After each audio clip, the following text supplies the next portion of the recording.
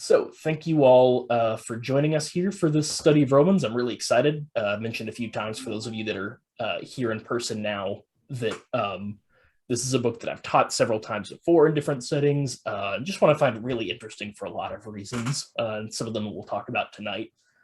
So, tonight, or in this video, however you're watching it, we're going to just sort of go over some of the introductory material, and then starting next week, we'll go through chapter by chapter, starting in one. But the first thing I want to do as we talk about the book of Romans is start by telling a story, just something that is always in the back of my mind as I'm reading this book, just a point in history that I think about a lot with Romans. And it takes place in the year 1515. There's a monk sitting in a small dormitory in a cloister in Wittenberg, Saxony, which is a state in the Confederation that will eventually become Germany, but that's a couple of hundred years down the line. And the monk is in this cloister. It's built near the university in the town, and he is not in a good shape. He is bruised pretty badly because he has a habit of beating himself. He's kind of half starved because he is fasting all the time. And this sort of beating and starving is coming from a spiritual crisis that he's been having for years now. He's been struggling for a long time, this monk. A few years back, before this night in Wittenberg, he began to feel like he might not be doing enough good work to be able to earn his way to heaven. And he realizes that if he's not doing enough good works to get into heaven, what he's facing is this eternity of eternal torture. And he becomes really consumed by this thought. He feels like he doesn't have any way to know if he's done enough to be saved. And so he feels like he's constantly in this state where at any moment he could die and spend eternity being tortured in hell. And it really starts to mess with his life and even his work as a monk. He starts spending hours at a time, multiple times a week, in the confessional booth, so much it's causing logistic problems at his monastery. But he'll go into the confessional booth and just recount every sin he can think of for hours and hours and hours. Sometimes after these hours-long sessions, he'll immediately rush back into the confessional booth because he thinks of something else. And that's when he begins beating himself to show penance and starving himself to try and do more, good work and fasting. But through all that, he still doesn't feel assured. He knows he's doing stuff, but he doesn't know that it's enough. And then something even worse happens. Because he's spending hours in confession and beating himself and starving himself, he starts to feel resentful of God. He feels resentful that God has given him this terrible threat of hell, but not any sort of assurance that he's not going to face that. But he knows that resenting God is a sin, and sin requires penance. In other words, because he's being resentful of God, he's in a state of sin, which means he needs to continue beating and starving himself, which means he's going to get more angry at God, which is going to require more penance. And he feels like it's just snowballing into this inevitability where he's going to end up in hell. He's miserable. He hates his life. He wishes that God had never caused him to be born, because not existing would be better than eternal agony that he felt like he was destined for. And so that's what is going through this monk's mind this night in 1515. And he's reading the book of Romans, in part to prepare for a theology lecture he has to give the next day to students there in Wittenberg, and in part because he's hoping that he's going to find something new that'll help him out. He's read this book probably hundreds of times, but he keeps hoping that he'll find something that's going to set him free from this sorry state that he's in. And that night he does. The monk's name, as you might have guessed by now or know the story, is Martin Luther. And he describes the story like this, the night like this. I'm going to read a couple of paragraphs from him, sometimes smoothing it out just a little bit, so not an exact quote, but close. So he says, "Though I lived like as a monk without reproach, I felt like I was a sinner before God with an extremely disturbed conscience. I could not believe that he was placated by anything I was doing. I did not love. Indeed, I hated the righteous God who punished sinners. I was angry with God and said, as if indeed it is not enough that miserable sinners are eternally lost through original sin, were crushed by every kind of calamity of the law, and on top of this, God adds pain to pain by the gospel, and also by the gospel threatening us with his righteousness and wrath, and thus I rage with a fierce and troubled conscience. Nevertheless, I beat upon St. Paul at that place, most ardently desiring to know what St. Paul wanted of me. At last, by the mercy of God, after meditating day and night, I gave heed to the context of the words, namely in the verse, "And the righteousness of God is revealed, as is written." In this, the righteousness of God is revealed, as it is written, "The one who lives by faith shall be saved." And there I began to understand the righteousness, that the righteousness of God is the righteousness by which the righteous live as a gift of God. And this is the meaning, that the righteousness of God is revealed by the gospel, namely the righteousness by which the merciful God justifies us by faith, as it is written, "He who through faith is righteous shall live." Here I felt that I was altogether born again and entered paradise itself through open gates. There a totally other face of the entire scripture showed itself to me. Now, the quote was a little complicated. Luther could be verbose, as you know, if you've tried to read him directly at any point. And what exactly it was that he found reading Romans 1 that changed his heart so much, we'll get into more next week. But the main point to pull out of this is that Martin Luther is in this terrible spiritual state, and in Romans 1, the chapter we're going to read next week, he one day has a realization that he feels like completely sets him free spiritually and remakes him into a new person. And again, we'll talk next week about really what that discovery was and what it means for us. But the reason that I wanted to bring that up to start today is a couple-fold. Luther's discovery here, as you probably know from history, didn't just set him free from a terrible spiritual burden. It changed the course of human history, arguably across the entire globe very significantly. This is a massive change in the history of the whole world that started because of the book of Romans and someone in the church reading Romans. And so one of the things that I want to add to this study as we're going through it is to sometimes stop and talk about some events in the history of the church that have hinged on the book of Romans and how God has worked through this book to really bring us where we are today. So we'll talk about some different figures across the study. We'll talk about St. Augustine converting to Christianity because of a passage he reads in Romans, about William Tyndale being inspired to translate the Bible into English by the book of Romans, about John Wesley founding what would become pietism and the evangelical movement while he was reading Martin Luther's words that we just read about Romans, and about a more recent figure, Karl Barth, a theologian I spent a great time studying, who found a theology in Romans that would later develop him into the kind of person who would help organize resistance against the Nazis among Christians in Germany. And so I want to start with this story about Martin Luther and set up some other points in history where people were affected by Romans so that we could keep this in mind. The book of Romans is a letter written at a specific time and place to a specific group of people. It's got a historical context, but it's more than just a book or a letter that someone wrote a while back. It's been a very powerful entry point for God's work in the world through the church. And I really want to keep that in the forefront of our minds. That as we read Romans, and especially as we talk about some of the historical details with it, it's not just a letter, but it's the word of God, as Paul would say later on, living and active, sharper than any double-edged sword.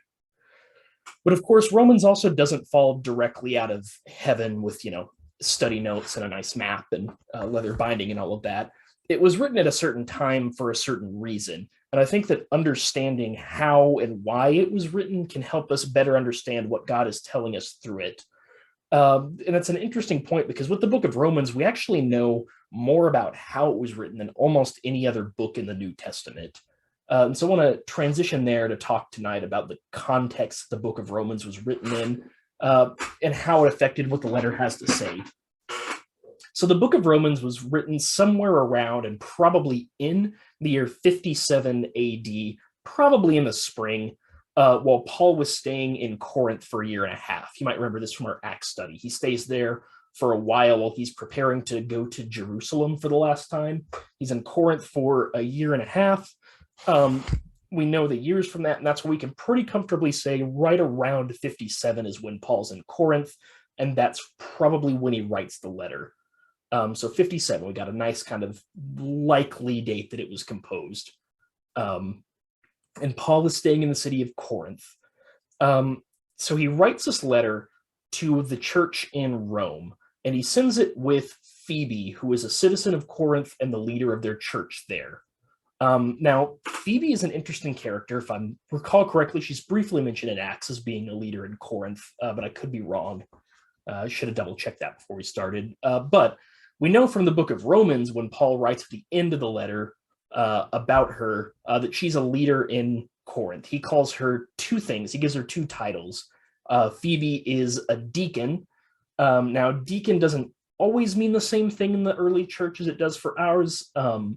Their services weren't really organized like ours, and so they didn't always have someone equivalent to like a pastor like we do today. But a deacon would have been like a leader and an organizer who kind of helped the church perform its functions, and in a lot of ways would have really looked like a pastor today, like leading the services. Paul also calls her a benefactor, which means that she's a relatively wealthy person, or probably a very wealthy person by what we know here. The church probably met in her house, and she probably financially supplied a lot of Paul's ministry. So that's who carried the letter. So Paul is in Corinth. He writes the letter of Romans, and then he gives it to Phoebe, this wealthy businesswoman who presumably is going to be traveling to Rome soon, so she can give it to the Christians there. So why make a big deal about the person that actually, the male person, the person that carries the letter? Well, letter carrying is a big deal in the ancient world. This is a time when writing is expensive. There's not a universal mail system. The Book of Romans is long. It would have been a pretty expensive document to put together. And so in the ancient world in Rome, in this time, it says something to entrust a letter to give to somebody. And especially in a situation like this, where it's a letter with teaching, you would usually entrust the person carrying the letter to also explain the letter, to answer questions about it. Oftentimes, it would actually get coaching from the person that wrote the letter on how they should read it, and what questions people might have and how to answer those. So just want to say I'm always aware also as I'm reading the book of Romans that it's always very striking to me that the first person to read the letter, to communicate the letter to the church in Romans, and to expound on the letter, to explain this book of the Bible, was Phoebe, a woman. That always just strikes me as significant. We're going to see more of that later in the back end of the book, just how many women are integral to both the church where Paul is writing from now in Corinth and Rome when we get there.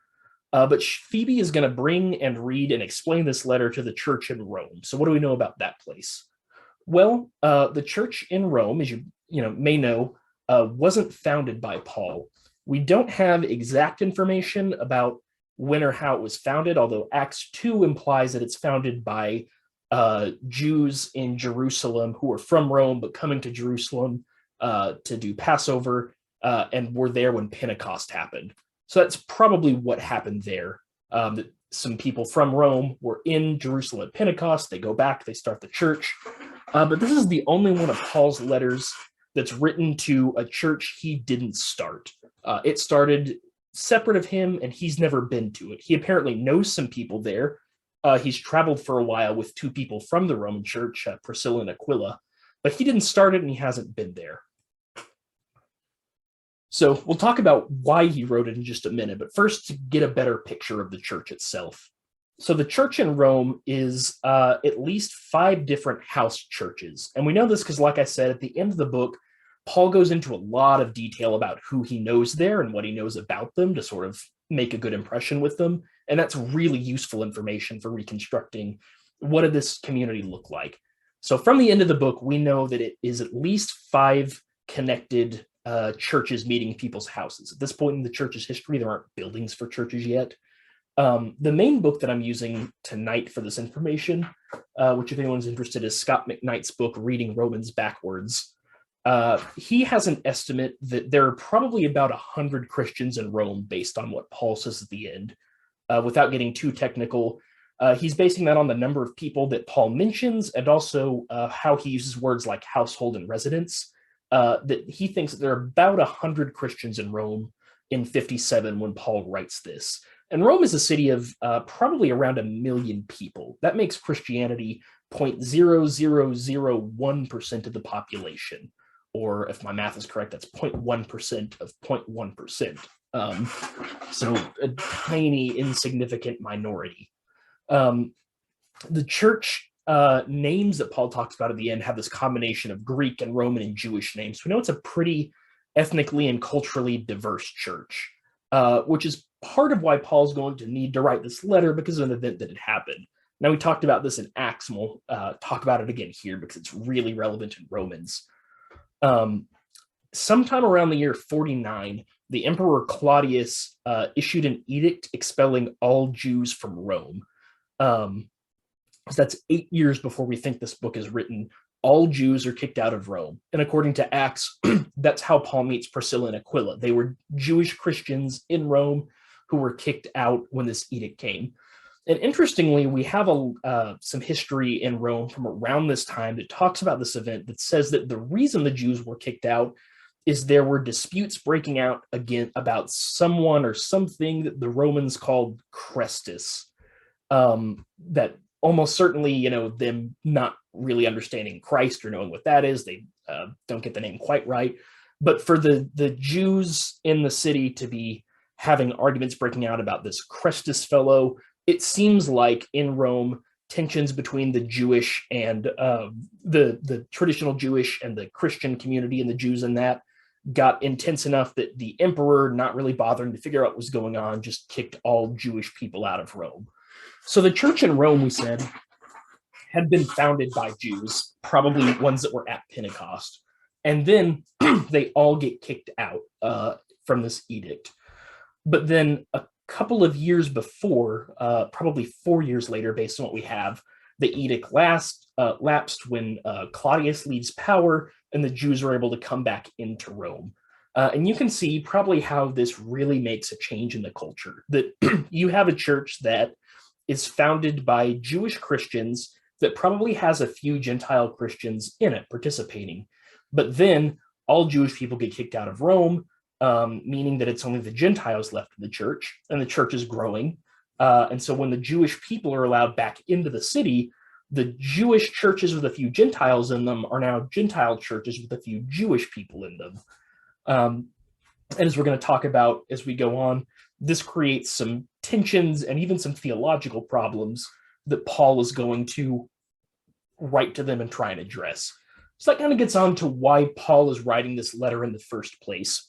Paul had never been to Rome, and unlike some of the letters like, First Corinthians, it can be a little harder to tell here's a specific problem he's writing about. So why did he write this letter to Rome at this time? I think 3 main reasons that'll be helpful to keep in the back of our mind. One is that at this point in time, when Paul is in Corinth, it's the most peaceful time of his public ministry. He's got 1.5 years where no major incidents occur, and his needs are mostly being met. And he has a lot of time probably to refine his theology in the way that he talks about the gospel. And so then too, with that, in addition to Paul having a lot more free time at this point, he also probably hears about conflicts between Jews and Gentiles in the Romans church. And so he wants to intervene pastorally to try and mend this divide and to show both groups why they're welcome to the church. And then that leads on to a third reason that's connected to that. Paul has not been to the Roman church yet, but he definitely wants to be. He may or may not have an idea at this point that he's going to end up in Rome in a few years, in chains, as we read about in Acts in our last study. But he's planning to come to church, to Rome. And so he wants to introduce himself to the Christians there and maybe dispel any rumors that might be popping up that, come against Paul about him being anti-Jewish or anti-piety in general. And we know that Paul has always wanted to travel to Spain and to spread the gospel even west of Rome into Spain. And so he probably is hoping the Roman church can be kind of the base for that Spanish mission. So these are the reasons that Paul writes a letter to Romans, I think. He's staying in Corinth. He's got a lot of time to think and to kind of work out his theology more. He hears about this conflict between Jews and Gentiles in the Roman church, and he's hoping to go there one day. So he thinks that he can introduce himself to this church by offering them this sort of theological treatise that can explain kind of how they can mend this divide and why both groups ultimately belong there.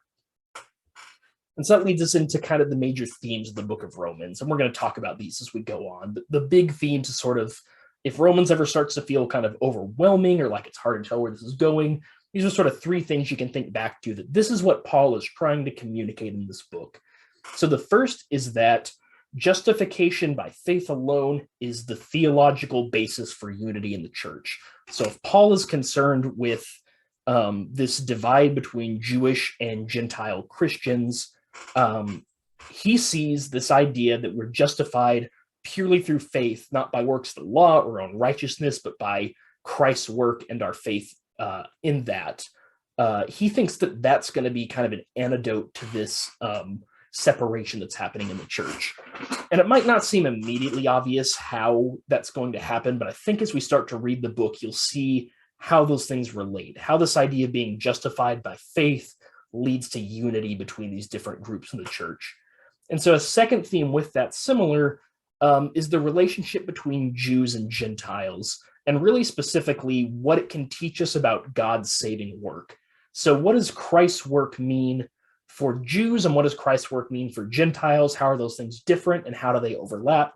And the more important question is, what can we learn about God's work in Christ through that? And we're going to see that as a big theme coming up. And the last thing that especially comes up more and more as we get in the back half of the book is the question of how Christians in the church should live because of Christ's work. So Paul talks about these three things, about justification and what it means for church unity, about Jews and Gentiles and what God's work means for both of them, and then what all of this means for just how Christians should go about living in the world that they're in. So those are the big themes we're going to talk about as we go through the book of Romans.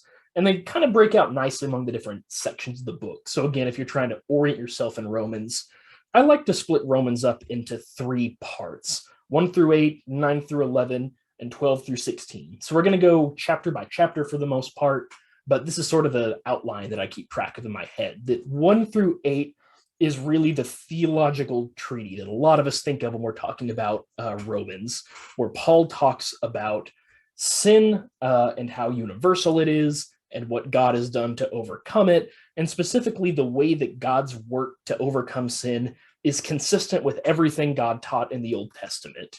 And that's really what 1 through 8 are going to be a lot about setting up this doctrine of first sin and then justification, and then really trying to show us how this was always God's plan, that Christ wasn't a backup plan because Israel failed. This was always what God said God was going to do. And so that's the first 8 chapters, the first half of the book. In 9 through 11, Paul has to deal with this problem. He's going to talk a lot about how this is always what God meant to do and how this is salvation for both Jews and Gentiles. But he also knows that the majority of Israel has rejected Christ. And so in 9 through 11, Paul has to think about, what does that mean? Why did Israel reject Christ? And what does that mean for God's plan for the world? Have they sort of just been dropped out of the covenant entirely, replaced? No, Paul's going to say, but we'll get to that when the time comes, that what's happening through Israel is something more complicated, but also more interesting and more important than that. And once that's settled, and at the end of 11 into 12, when Paul feels like he's really explained what's happening here with Israel, he moves on to what the really practical implications are. So this is where he's going to talk about what this means for how we treat one another as Christians, what it means for how we treat the secular world as Christians, what it means for our personal spiritual development. And that's going to be a really good section in 12 through 16.